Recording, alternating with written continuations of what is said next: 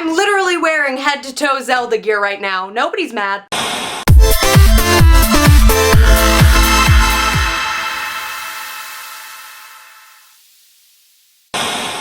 So recently one of my best friends has been trying to rebuild up his retro game collection. And it's had me thinking a lot about the games that I used to play and the games that honestly got me into gaming. My dad is the one who is responsible for getting me into gaming as a kid, and he was always really into Nintendo, so the console that I have the earliest memories of playing was the N64. And honestly, to this day, it's probably my favorite console that I've ever played on, except for maybe GameCube. GameCube was pretty legit. So I thought it might be fun to share with you guys my personal top 5 favorite N64 games. These were all games that I played non-stop as a kid and definitely shaped my gaming taste for the future. So starting with number 5, we have Pokemon Stadium. This is actually the game that started my entire obsession with Pokemon. Like, for whatever reason, when I was a kid, my parents just never put Pokemon on, and I knew about the trading cards, but it wasn't until this video game that I went Pokemon crazy. I just loved every aspect about it, and it was one of those games that I seriously could play for hours and hours and hours until my parents actually forced me to stop playing. I had to catch them all. Next up in spot number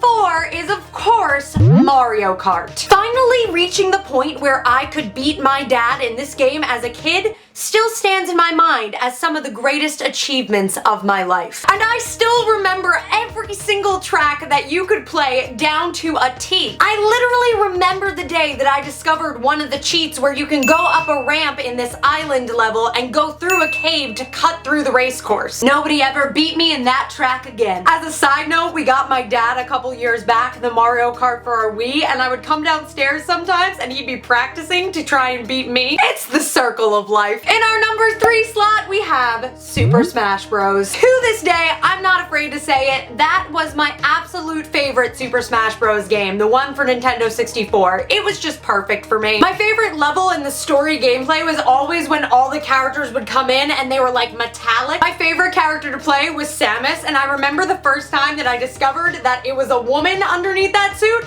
and just feeling like, yes! I also remember that that was one of the first games that I would talk to other people about. Like, it didn't always feel like everybody was playing the same games, but everybody was playing Super Smash Bros. It's funny thinking that so many years later, people are still playing Super Smash Bros. Like, that's still stuck around. Very cool. Coming towards the top of the list, my second favorite game had to be Paper Mario. This game was so fun to play, it was actually challenging, and honestly, it just had that amazing art that was so visually appealing. Like, as a kid, I was so fascinated by it. Hell, as an adult, I'm still very fascinated by it. That was one of the games that my sister and I would fight the most over as kids. She'd want to play, but I'd want to play, but she'd want to play, and I was never someone that was good at watching her play because I was like the older one, so I got it all quicker. And so I was always the sister that was like, oh, no, do that, nope, you're doing, no, nah. I also just loved the story of that game. I mean, it's obviously the same story of Princess Peach is taken by Bowser and you have to go save her, but it still felt like a much fresher take on it, and there was something so satisfying about defeating Goombas in paper form. Don't know why. And finally, my absolute top number 1 favorite game for N64, you guys can almost certainly guess it, is The Legend of Zelda Ocarina of Time. For one thing, that's obviously where my obsession with Zelda all got started. I can remember so vividly defeating that game for the first time. Like, it was the most fulfilling feeling. Watching my little hero of time defeat Ganon. And that game to me just had it all. It had the amazing story, it had a hero you were rooting for, a princess you wanted to save, an actual baddie that was bad. And there were parts of that game that legitimately scared me. I can't remember for the life of me what they were called, but there was this one villain that I remember would scare the crap out of me in that game, where they would be lying down and you wouldn't necessarily see them there, and then they would awake with this scream that I had nightmares about for years.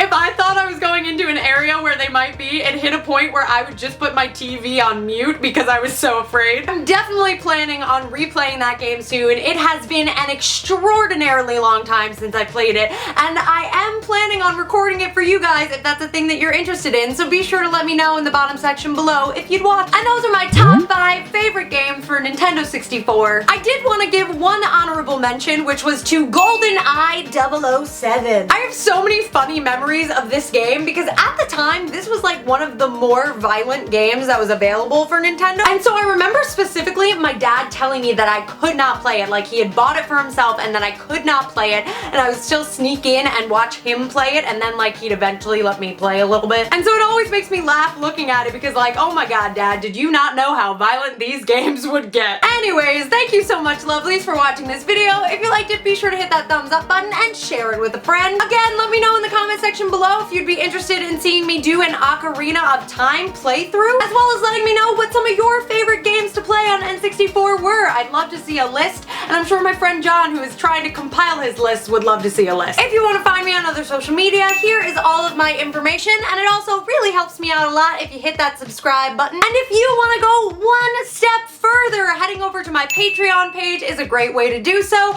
You can get rewards for donating money to me on a monthly basis, and it's just a fun time. I love you, lovelies, and I will see you in my next video. Bye!